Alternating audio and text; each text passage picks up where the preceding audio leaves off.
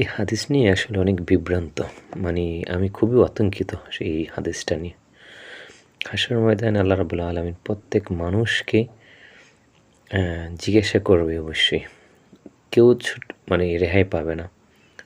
ঠিক তেমনই কোরআনে বলছেন যে একটা মানুষের মানব জাতির এমন একটা পর্যায়ে চলে আসবে যেখানে এক কদম ছোটার মতো কারো ক্ষমতা থাকবে না।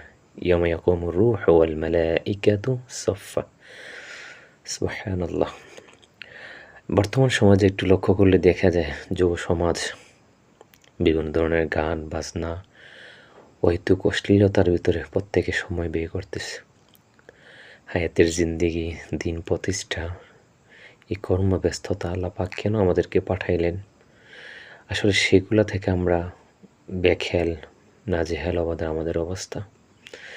নাই ফিউচারের কোনো টেনশন, নাই ফিউচারে কেউ কোনো কথা